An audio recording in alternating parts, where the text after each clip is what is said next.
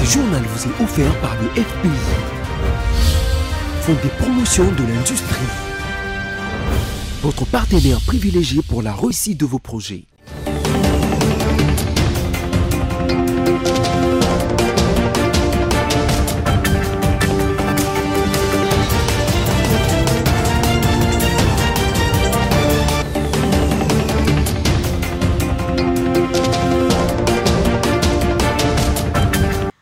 Bonsoir à tous et merci de vous joindre à nous pour cette nouvelle session d'information sur BC Télévision. Madame, Monsieur, voici tout de suite le sommaire. La rencontre tant attendue du président de l'ECID, Martin Fayulu, et le président de la République, Félix Tshisekedi, a finalement eu lieu. Ils ont abordé à la Cité de l'Union africaine différents sujets liés notamment à la situation sécuritaire du pays. Au Lualaba, plusieurs autorités venues des différentes provinces marquent déjà leur présence pour la 12e conférence des gouverneurs prévue du 10 au 13 juin prochain.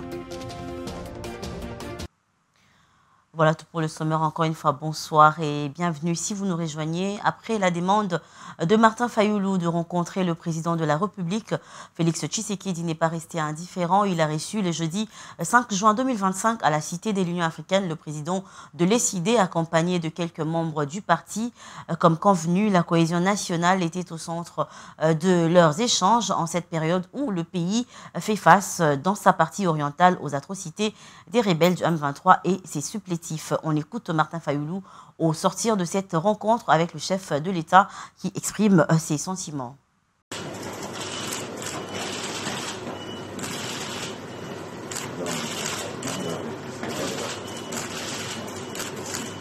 Vous savez que le pays est dans une passe très difficile.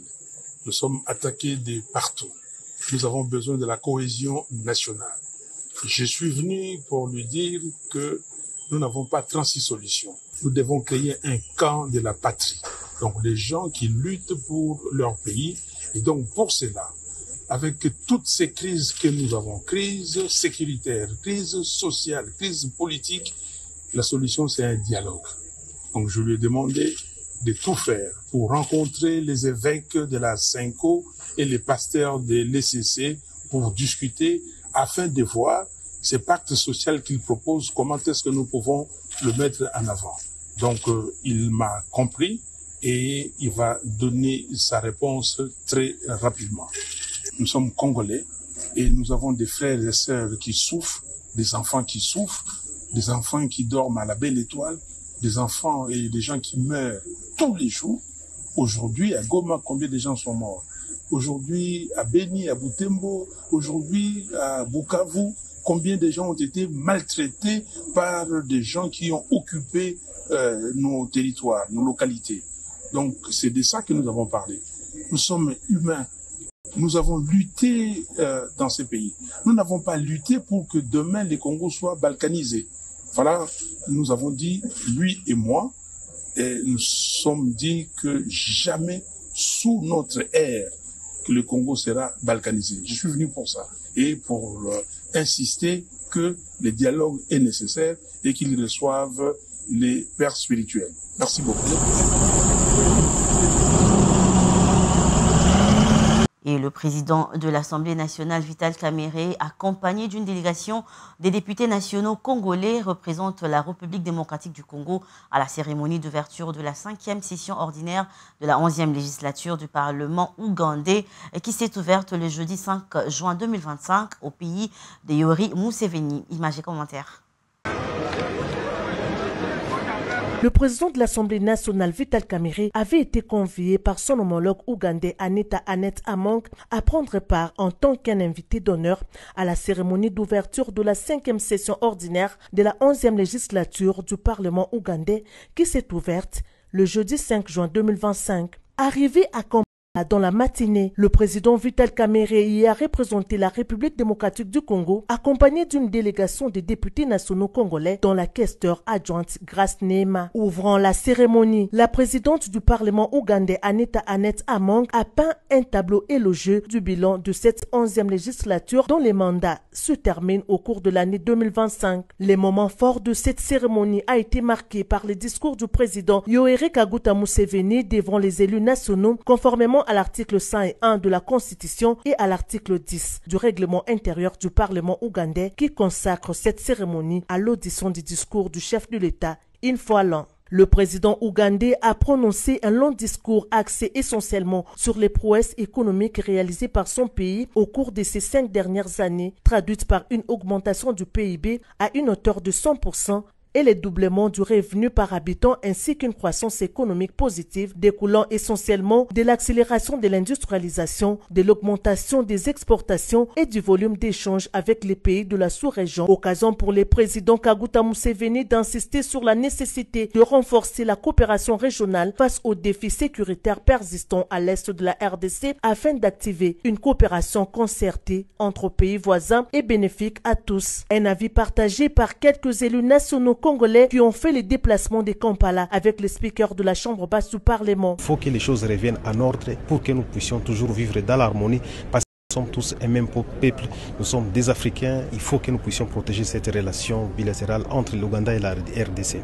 Vous savez aussi que nous faisons beaucoup de choses ensemble dans le centre de la coopération sous-régionale et aujourd'hui vous savez que nous avons même des opérations conjointes que nous menons entre les forces de l'armée ougandaise conjointement avec nos forces de FARDC pour essayer d'anéantir l'ennemi qui nous agace dans la partie nord de la province du Nord Kivu, mais aussi à Ituri. La présence du président Vital Kamerhe à cette cérémonie solennelle à Kampala, dans cette situation de crise sécuritaire à l'est de la RDC, est un message fort du rôle que joue la diplomatie parlementaire pour rompre les barrières institutionnelles à la base du conflit et des guerres dans la sous-région afin de promouvoir la diplomatie traditionnelle et une coopération plus étroite avec les États voisins dans l'Ouganda.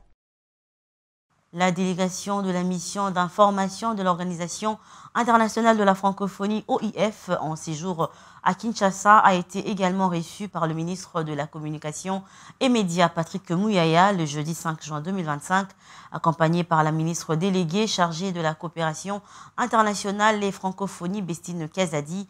Cette délégation conduite par Muriel Bersect Cohen est venue dans le cadre de l'appui à l'initiative de médiation régionale en cours dans le souci de résoudre la crise dans la partie est de la République démocratique du Congo. Reportage. La visite de cette délégation de la mission d'information de l'Organisation internationale de la francophonie chez le ministre de Communication et Médias Patrick Muyaya s'inscrit dans le cadre du soutien à la République démocratique du Congo dans sa démarche pour la pacification de sa partie Est à travers un partenariat renforcé. Accompagnée par Bestine Kazadi, ministre déléguée à la coopération internationale et francophonie, cette délégation dit être venue offrir son appui à l'initiative de médiation régionale en cours qui vise à résoudre la crise qui prévaut à l'est de la République démocratique du Congo.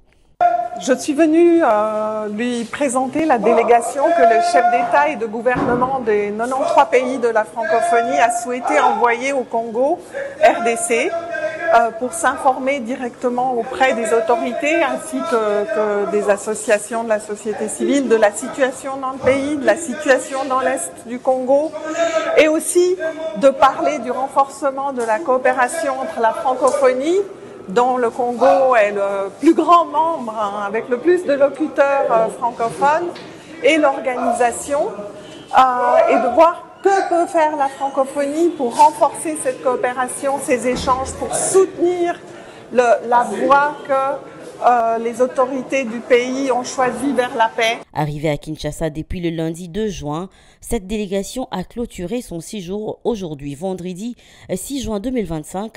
Une fois de retour sur Paris, elle fera rapport à d'autres membres de l'Organisation internationale de la francophonie pour voir dans quelle mesure leur chef d'État et leur gouvernement pourraient s'impliquer à fond dans la résolution de cette guerre qui dure depuis plus de 30 ans et a causé des milliers de morts et des déplacés massifs en République démocratique du Congo.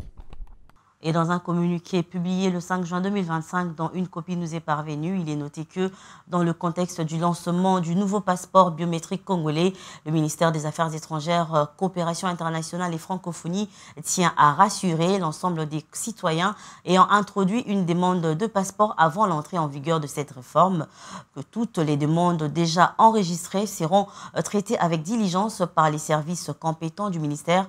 Aucun requérant ne sera laissé pour compte. Le gouvernement, fidèle à ses engagements et animé par un esprit de continuité et de responsabilité, veillera à la prise en charge effective des dossiers conformément aux nouvelles procédures en vigueur. Le ministère invite le public à consulter régulièrement les canaux officiels pour toute information complémentaire. Autre actualité, l'hôtel des villes de Kinshasa poursuit sa démarche des démolitions des constructions anarchiques dans la ville de Kinshasa. C'est dans ce contexte que le gouvernement provincial, par le canal de Léon Moulumba, ministre provincial de l'Environnement, annonce devant plusieurs officiels et autorités du pays que les travaux de démolition des constructions anarchiques sur la baie de Ngalema seront lancés ce samedi 7 juin 2025, on va dire demain. On l'écoute. On vient de parler de la restauration de baie de Ngalema et la protection de baie de Ngalema. Ceci dit, les éléments que vous voyez derrière nous là, à partir de samedi, vous ne le verrez plus.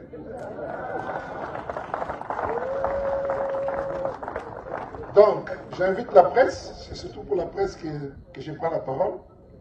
Je vous invite au lancement de démolition de tous ces immeubles que vous voyez derrière nous à partir de ce samedi. Nous devons prendre conscience que dans la ville de Kinshasa en particulier et dans la République démocratique du Congo en général, on ne va plus construire de manière comment dirais-je, anarchique. On ne va plus construire parce que mon frère m'a donné un bout de terrain quelque part, je commence à construire. Ne faites plus confiance aux gens qui vous amènent des papiers à la maison. Autorisation de bâtir à moi aussi non. Adressez-vous aux services compétents. Soyez sûr que là où on vous donne un document, là où on donne une autorisation, qu'il y a un plan urbanistique. S'il n'y a pas de plan urbanistique, ne vous lancez pas. Vous avez vu, on a détruit tous les immeubles qui étaient dans la gare de Kitambo. On est en train de démolir le long de rivière Mampenza. L'opération va continuer et je vous convie à la démolition qui va commencer ce samedi sous l'impulsion du gouverneur de la ville de Kinshasa. Je vous remercie. Et pendant ce temps, le gouverneur militaire de l'Ituri, Luboyanka Chamadjoni, dément les rumeurs selon lesquelles il serait interpellé par sa hiérarchie après qu'il ait dénoncé le problème récurrent du non-paiement des soldes des veuves des militaires décédés en Ituri. Sachez plutôt que c'est depuis le 4 juin dernier que le gouverneur de l'Ituri a foulé le sol de Kinshasa et c'est pour participer à la 12e conférence de gouverneurs qui se déroulera à Kolwezi, chef-lieu de la province du Lualaba, du 10 au 13 juin prochain. En parlant de cette conférence, sachez que plusieurs autorités sont déjà présentes à Kolwezi, notamment des ministres, des députés, gouverneurs, présidents des assemblées provinciales et d'autres. Ces officiels sont au Lualaba pour prendre part à la 12e conférence des gouverneurs, comme annoncé, de province qui se déroulera du 10 au 13 juin 2025. Presse locale. C'est en marge de la 12e conférence des gouverneurs que le président des assemblées provinciales des différentes provinces qui comptent la République atterrit sur Lualaba, province qui abritera ses assises. Il s'agit du président du Lomami, de la province du Kwango, du Kasaï oriental, du Sankuru, du Congo central, celui du nord Ubangi, le sud Ubangi, l'Équateur, ainsi que celui du nord Kivu. À la descente d'avion, l'honorable président Papi Montezolo du Congo central et président de la conférence des présidents des assemblées provinciales de la RDC s'est livré à la presse. Nous pouvons d'abord commencer par un message de paix. Vous savez que notre pays est victime d'une agression injuste et que le chef de l'État voudrait que nous puissions jouir des richesses que Dieu nous a données. Et c'est dans ce cadre-là que le chef a estimé pour la stabilité des institutions, que les présidents des assemblées provinciales puissent s'associer à la conférence des gouverneurs. Nous disons d'abord merci pour cette invitation spéciale et aussi nous avons senti l'accueil qui nous a été réservé. Nous pouvons dire merci pour tout ce que les autorités de Lualaba, le gouverneur comme le président de l'assemblée provinciale Lualaba a fait pour ses hôtes. Et nous pensons que ce qui commence bien finira très bien. Aussitôt arrivés, ces honorables présidents des assemblées provinciales de la République ont été conduits au siège de l'organe délibérant du Lualaba. Ils ont rencontré leur homologue, l'honorable Jean-Marie Kasseya, président de l'organe délibérant du Lualaba. La joie a ainsi caractérisé cette rencontre. Au sortir, cette délégation des honorables présidents des assemblées provinciales a livré ses impressions. Nous sommes venus présenter d'abord les civilités à notre collègue. C'est lui qui nous reçoit et ici dans le cadre de la conférence de présidents des assemblées de la RDC, nous sommes organisés dans ce sens-là. Comme nous sommes aussi tous invités à la conférence de gouverneurs, c'est comme ça que nous sommes venus visiter d'abord le siège de l'Assemblée provinciale de Lualaba et présenter les civilités à notre collègue de Lualaba. Et donc les impressions sont bonnes. Cette arrivée anticipée des honorables présidents des assemblées provinciales de 26 provinces qui comptent la République rentre dans le cadre d'un besoin de préparation assidue et concertée de la réussite de la dite conférence. Sport à présent, après la victoire des Léopards de la République démocratique du Congo contre le Mali d'un but à 0, le ministre des Sports Didier Boudimbu leur a rendu visite au vestiaire pour leur transmettre ses encouragements pour les prouesses qui leur ont valu cette victoire et en même temps les encourager pour les prochains matchs contre Madagascar prévus le 8 juin à Orléans. Sachez que ces deux rencontres s'inscrivent dans le cadre de la préparation des prochaines rencontres des éliminatoires du Mondial 2026.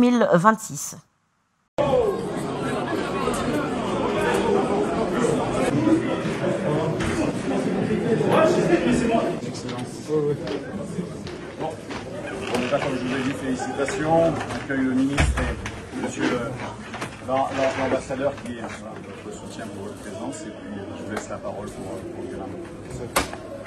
D'abord, félicitations. Je pense que le pays, nous tous sommes très contents. C'est un match amical. Il n'a pas beaucoup d'enjeux, mais au moins, c'est quelque chose qui fait que nous puissions tous continuer à croire en vous. Parce qu'on a vu ce que vous avez fait, on sait que vous êtes capable de faire plus que ça. Quand on gagne, le Congo crie. Quand on gagne, là on tue, les gens se disent que nous sommes contents parce que nous avons gagné. Et nous comptons sur vous par rapport à ça. Et après, nous sommes en train de remettre en état la pelouse du Stade des Martyrs. Il y aura une bonne pelouse hybride qui va vous permettre encore de mieux vous exprimer au mois de septembre quand on va recevoir le Sénégal. Et j'espère qu'on va leur donner une bonne raclée. Parce que moi, je me projette déjà dans ça. On se projette dans le mondial, on se projette par rapport à la CAN. Et vous avez un président de la République, un chef de l'État. Je me dis, il aurait même dû être président de la République et ministre des Sports parce qu'il tient à vous, il suit tout ce qui se fait. Et il ne veut que vous nous montrez toujours que à Goma, les enfants pleurent, à Bukavu, les enfants pleurent. Mais aujourd'hui, à Goma, les enfants crient, à Bukavu, les enfants crient parce que vous avez gagné. J'espère qu'on pourra encore leur donner ça ce dimanche. Coach, merci pour tout. En tout cas, moi, je peux vous êtes des champions. Et on commence à avoir une certaine relation particulière avec certains d'entre vous. Et je pense qu'on va continuer dans ça parce que pour gagner, bien les gros couilles. Il faut qu'on gagne dimanche au Beti Bango, Sénégal, au Beti Bango, le reste au Beti Bango, au Niati Bango, au Ké Mondial, au Ké. Voilà. Et on va le faire, on va le faire. Fin de ce journal, mais avant de nous dire au revoir, voici l'essentiel à retenir. Nous avons parlé dans cette édition de la rencontre tant attendue du président délécidé Martin Fayulu et le président de la République Félix Tshisekedi qui avait finalement eu lieu. Ils ont abordé à la Cité de l'Union africaine différents sujets liés notamment à la situation sécuritaire du pays. Au Lualaba, plusieurs autorités venues des différentes provinces marquent déjà leur présence pour la 12e conférence des gouverneurs prévue du 10 au 13 juin 2025. C'était là l'essentiel de l'actualité. Madame, monsieur, merci à vous de nous avoir suivis. Restez branchés au programme de BC Télévision tout en passant un très bon week-end. Quant à nous, on se retrouve prochainement et ça sera avec le même plaisir. Au revoir.